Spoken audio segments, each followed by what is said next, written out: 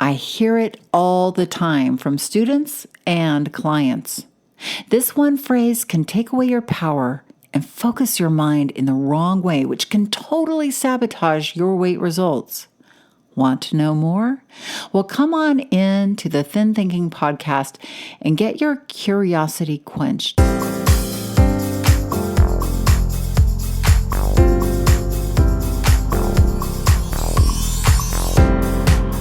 Did you know that our struggle with weight doesn't start with the food on your plate or get fixed in the gym? 80% of our weight struggle is mental. That's right. The key to unlocking long-term weight release and management begins in your mind. Hi there, I'm Rita Black. I'm a clinical hypnotherapist, weight loss expert, best-selling author, and the creator of the Shift Weight Mastery process. And not only have I helped thousands of people over the past 20 years achieve long-term weight mastery, I am also a former weight struggler, carb addict, and binge eater. And after 2 decades of failed diets and fad weight loss programs, I lost 40 pounds with the help of hypnosis. Not only did I release all that weight, I have kept it off for 25 years. Enter the Thin Thinking podcast, where you too will learn how to remove the mental roadblocks that keep you struggling. I'll give you the thin thinking tools, skills, and insights to help you develop the mindset you need, not only to achieve your ideal weight, but to stay there long term and live your best life. Sound good? Let's get started. Welcome, and come on in to the Thin Thinking podcast. I am feeling very joyful this week, and I hope you are too. I just want to send so much love out to the Thin Thinking community, just sending like really good vibes out there to all of you all over the world. We just keep getting more and more listeners from places all over the world. It's so exciting to look on the world map and the software I have that, I put my podcast on tells me, and I get to see people from all over the world, New Zealand and Australia and the Philippines and Malaysia and Vietnam and China and India and the Middle East and all over Europe and Canada and just Argentina and Chile. It's so exciting. So I really embrace all of you from all over the world and hope that you find this podcast helpful to you. I'm also feeling joyful this week because I think I've recovered from my jet lag from my travels and kind of caught up with everything. You go away and even you call it vacation, but for me, I still tune in and I plug in and even if I get away, then I come back and I'm like, oh my gosh, I've got to catch up with all this stuff and house chores and all of that stuff. But I think one of the really amazing things that is bringing me so much joy is my garden. If you guys have been listening to me for a while, I love gardening, and I left my garden for 2 weeks, and that was a little hard. I had a little withdrawal from that because I am out in my garden every day doing something.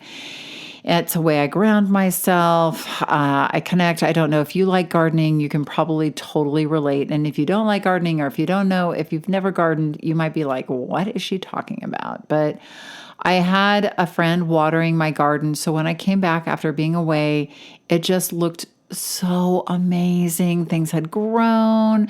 It's like coming back and seeing children who've grown up a little bit, like after a year or something, you're like, wow, you've gotten so big and you're totally different.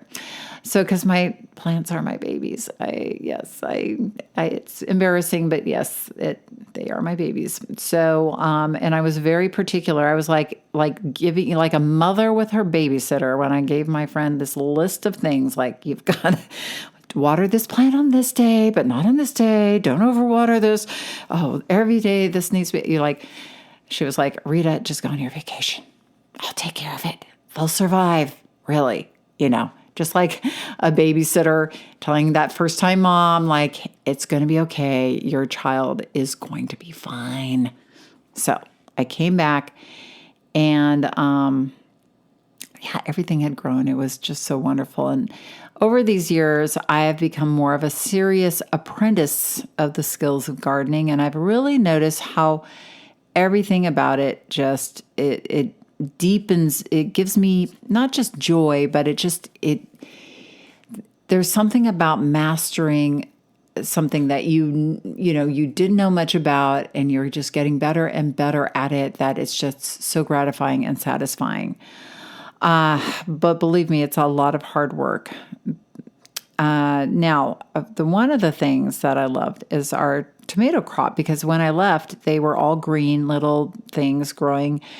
And I came back and they're this just beautiful, especially compared to last year. It's an abundant tomato crop. Now, why was it better? Well, I learned from what didn't work from last year. I learned about, like last year, we had a crappy tomato crop. I mean, it was just depressing how bad last year was. I think I got 5. You spend a lot of time, and water is scarce here in California. You water those plants. You're like, you better do something. And they just did not produce. So I was like, okay, I didn't take it too personally, and I didn't take it out on the tomatoes. And I said, there's something amiss here. And I learned about the soil. I got a little more savvy about soil and the balance of nitrogen and phosphorus, and also when to water and when not to water with tomatoes, because it's a little bit of a fine black art. But really, the point is, we learn from our mistakes if we allow ourselves to. And because last year was such a bummer of a tomato crop, I had to get curious and humble and be open to learning what I didn't know. And it's hard to kind of see yourself as somebody who's not a great, who didn't produce a great tomato crop. You have to kind of, see yourself in maybe a humbler light than you would like to. So, I could have said, I am just going to go back to doing what I did the year before last year, because the year before last year's tomato crop was a good crop. But honestly, and here's the thing, I didn't know what made that tomato crop good. I planted the tomatoes and I watered them. But I thought I did the exact same thing last year as well. So why was one great and why was one a bust? So I had to dive deeper and get curious, and doing so learned more and got more clear on what worked and what didn't, which allowed me to grow not only a beautiful and bountiful crop this year, the best yet, but now even better than all of those tomatoes I'm going to be eating and making gazpacho from, and chopped tomato salad, and, sliced tomatoes and diced tomatoes and marinara, and giving a lot away. But I am also confident from all I learned that I can consistently grow a healthy crop next year and the next year and the next, because I wasn't relying on the luck of the crop, but learned how to create a powerful tomato crop by using soil, knowing about the sun, what my garden needed, the watering, all of those things mixed together. It took me tuning in and getting curious and figuring things out. And I bet you are beginning to see what today's Then Thinking Mastery lesson is tied up in it with this. And you're right. You're like, I hope you're getting to something other than tomatoes, Rita, because let's cut to the chase. Well, okay. So you see, over the years that I've been in my practice and, seen thousands of people, I noticed many people using a self-sabotaging phrase when they come to see me, especially for the first time. And that phrase is, I just have to get back to being good. I just have to get back to being good.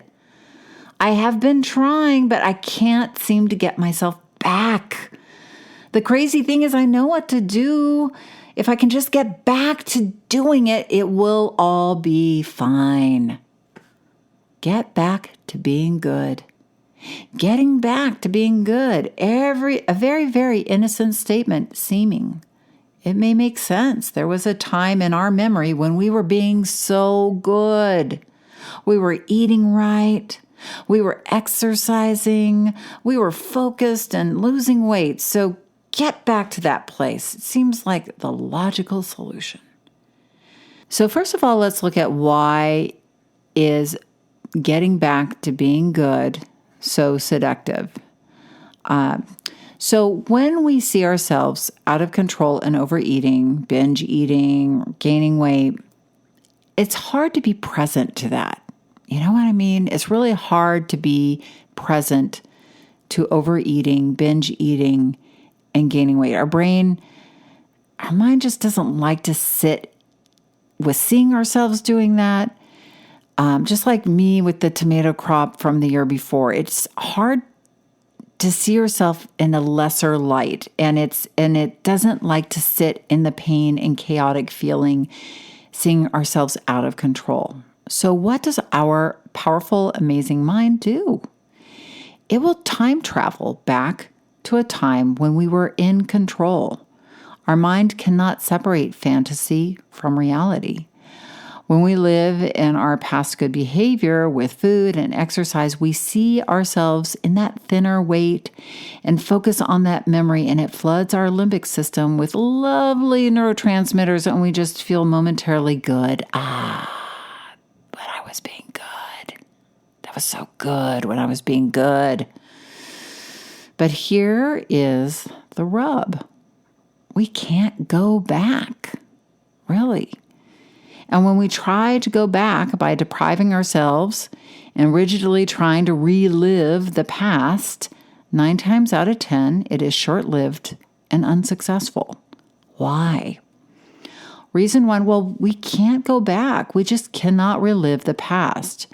We can in our memories, but our mind is here in the present. It actually does much better moving forward than going back. It just doesn't get it. Be good. We're saying to ourselves, be good like we were back then, okay? And our brain is like, and pretty much we'll keep doing the same habits and behaviors that are keeping you struggling. Haven't you noticed that? Come on, brain, go back to being good. I just don't get that, you guys. Sorry. I'm just going to keep you doing what you're doing right now. So think about let's look at it a different way. Think about having a boyfriend that was a really hot and, you had a really hot and heavy romance with this guy and it was really great for a while, but then things went south and you broke up.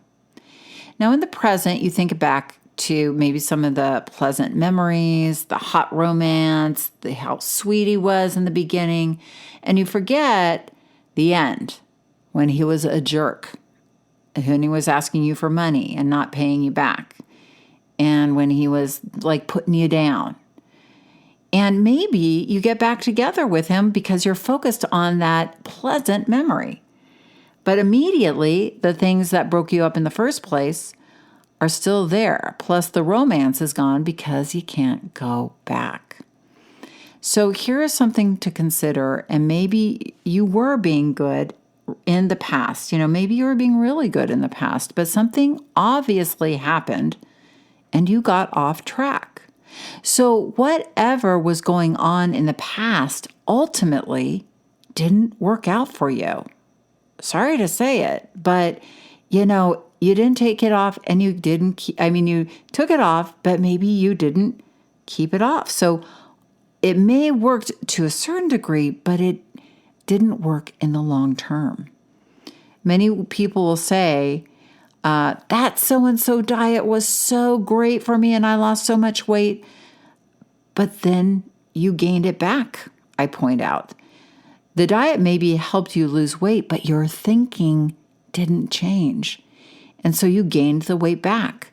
So ultimately, that so-and-so diet didn't work out so well. Does this make sense? We romanticize the past, but we've got to get real and shift our thinking here in the present. Look, I am not saying that you can't learn from what worked well in the past, and we are going to talk about that in just a moment, but stop trying to get back to the past. Get present here. It's much more powerful and will be much more successful for you in the long run. For long-term success, we need to be here and now. Agreed? And we need to use our mind the way it likes to be used, creating a powerful journey forward from the present moment. Okay, so let's talk about the present, because I get it. When we have been overeating and off track, being with ourselves in the present may be painful. Lots of chaotic thinking, lots of self-criticism mixed in with I am being so bad, I might as well screw it thinking, right? So let's just take a breath. I hear you. And here's the thing, that it takes a lot of courage to be vulnerable and acknowledge where you are, even when it doesn't look so nice, just like me with that bad crop of tomatoes. But the moment that you do acknowledge and own where you are, not critically, not rebelliously, but lovingly and with self-respect, you actually begin to calm right down. And your mind is able to think creatively here in the present. You start to open up a whole new, not new, but a whole powerful part of your mind that wasn't accessible to you when you were trying to go into the past, especially when you were in pain and trying to go into the past with that pleasant memory. This is when I like to encourage clients to tune into their inner coach. A coach will look at what's going on with a learning eye, with an evaluating eye, with an observant eye, and see, truly see what is working and what is not. And then, and only then, can they begin to come up with an idea for moving forward and committing to a goal and a vision. Okay, so we've gained 10 pounds. We have not been focused with healthy eating for a few months. We have not been moving. Okay, I can own this, and I can love myself and forgive myself and respect myself and believe that I can now move forward from here, creating a way of taking care of myself consistently, because what I have been doing isn't working and it isn't taking care of me.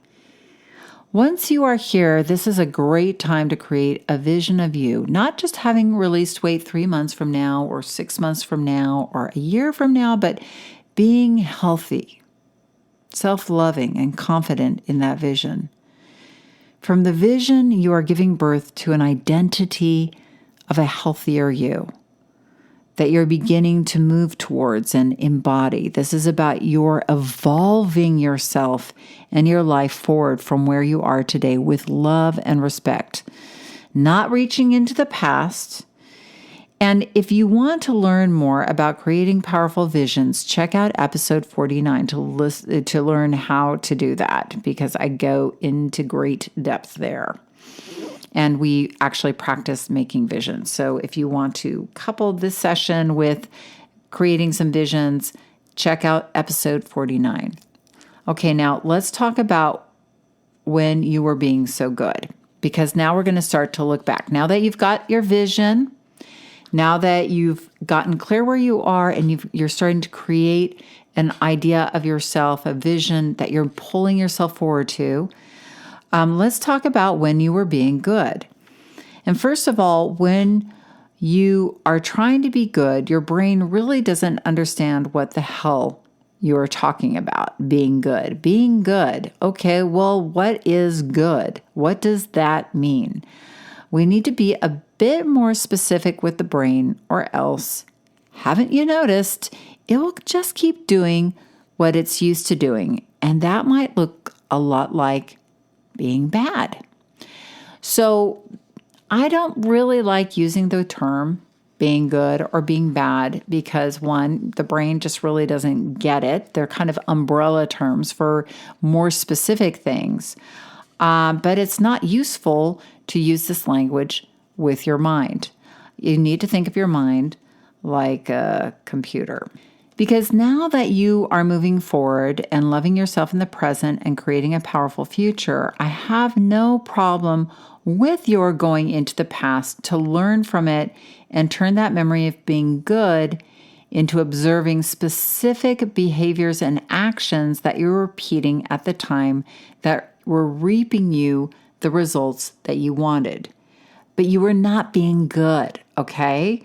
You were doing specific things at specific times, and you were also being consistent, being focused, being committed, and probably being organized. And we can bring some of those things, those behaviors, those actions into the future that work for you and begin building upon them. So go look into the past and ask yourself, in that time, what were you being? So go into the past and ask yourself, in that time that you were being so-called good, what were you specifically doing in your life that added to your success? Chances are you were doing many things. Maybe it was a time when you had time to prepare meals or exercise after work, or you had a class at the gym that you liked to go to. Maybe you had a structure, like you were in school, or you were at a job that had a structure to it. Or maybe you had no structure and you were between jobs and you had a lot of time. What were the circumstances that allowed you to have that focus and to be able to really release the weight? Just get specific. Good. And now look at your life now. What's similar? And what's different? Chances are your life has changed and you may need to set yourself up for success a little differently. Or you may need to say no to some things that you are doing to make way for being healthy. I cannot tell you how many people I work with will say, I'm trying to go back to being good. And then when I ask them about the time in their lives that they were being good, their lives were completely different than they are now. They actually had more time, or they were really focused because something was driving them, like a wedding or a birthday or turning 40, or they were in between jobs, or they weren't stressed. And when they think about the inspiration they have now, and there is none, they just want to be good. Or they look at their current lives, and their current lives are full of obligations, or in a new job, or kids that they didn't have back in that time when they were being so good. Or their kids are at different stages in their life, or they are at a different stage, or they are in menopause, or they currently have a physical issue they didn't have back in that past. We are a different person now than we were in the past, and that is another reason why we can't go back, but we must create a new vision moving into the future that embodies where we are starting from right now and respects who we are in the moment right now. And also look at your life currently and ask, what do I need to set myself up for success? Look at your time. Look at your schedule. Look at the people in your life. How are they supporting you?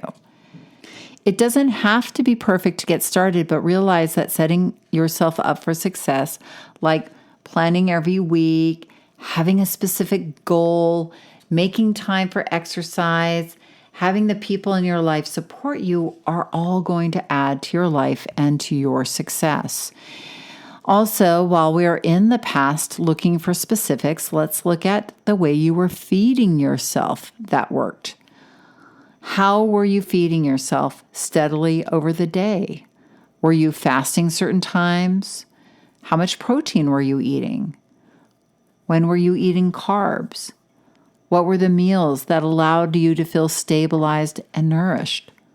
Looking at the specific ways of eating that worked while not being rigid can be helpful for you to build a successful way of eating in the present.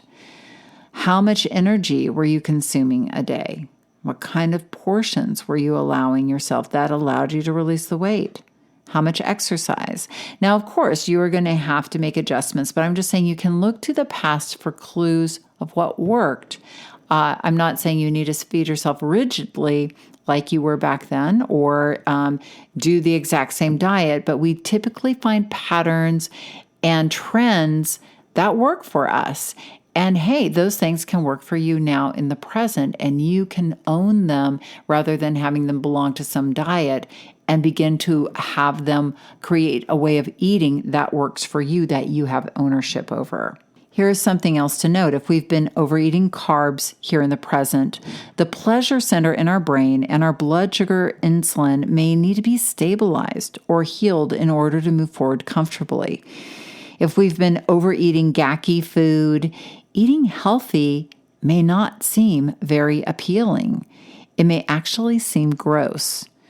So we have to think of feeding ourselves healthy fats, veggies, and proteins and whole foods as a healing process, because within a very few days, that healthy food will be the preferred food of your body and your brain, but we need to flip the switch. And sometimes that requires by being focused and just saying, I am focusing on eating healthy food the next couple of days just to stabilize myself.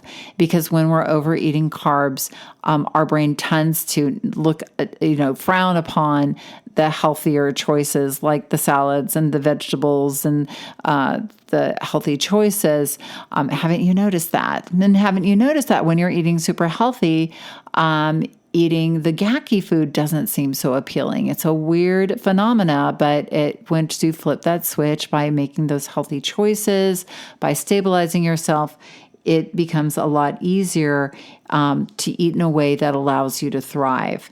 The same for exercise as with food. Sometimes we need to transition into exercise. Many times people look at themselves in the past with exercise and see that they were jogging 5 miles a day or working out the gym 6 times a week for an hour. And they try to start off at that level in the present and they get overwhelmed and stop. Sometimes we have to start where we're at and build up again. And maybe the exercise of the past isn't going to work for your present life. You need to create a path forward that feels doable and exciting to your mind, not scary, not overwhelming, or like a torture. Maybe even starting with 15 minutes of exercise a day and building up. I know it's hard to be here in the moment exercising less when we have this memory of our fabulousness with exercise.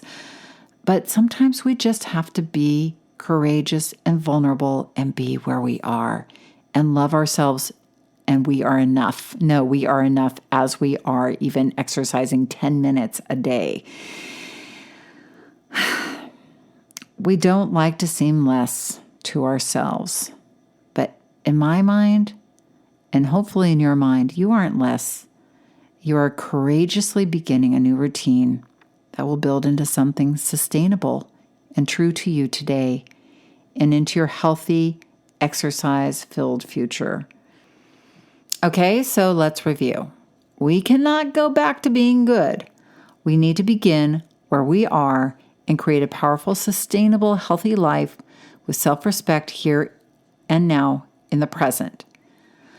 We need to create a vision that excites us, a vision of the healthy and powerful person we are currently evolving into.